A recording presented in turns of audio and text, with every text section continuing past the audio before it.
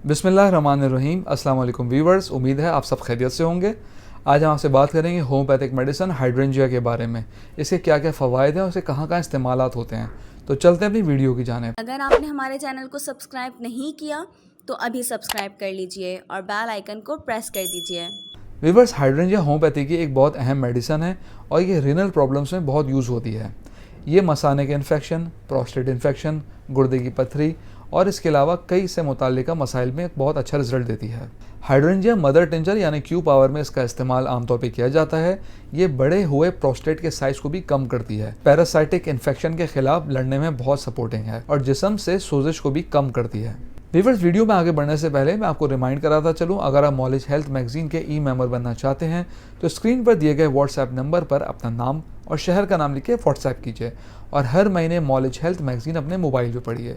तो चलते हैं अपनी वीडियो की जानिब। व्यूअर्स, हाइड्रेंजिया के अंदर एंटीऑक्सीडेंट प्रॉपर्टीज भी पाई जाती हैं जिसके वजह से ये दायमी बीमारियों को कम करने में मदद देती है। ये रेमेटॉइड आर्थराइटिस और गाउट के दर्द में भी सुकून देती है। एंटीसेप्टिक और एंटीलीथियक के तौर पर काम करती है।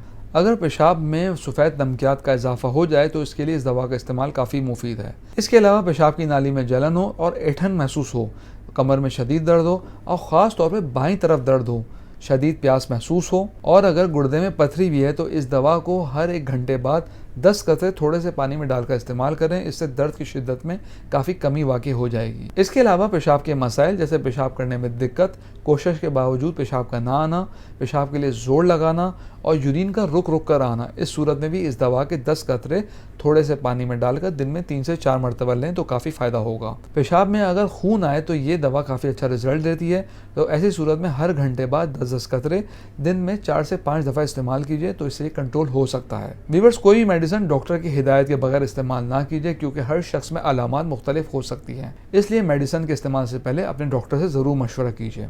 व्यूअर्स, हम उम्मीद करते हैं आज की वीडियो आपको पसंद आई होगी। कमेंट बॉक्स में राय ज़रूर आगाह कीजिएगा। अगली वीडियो तक के लिए अल्लाह हाफ़िज़।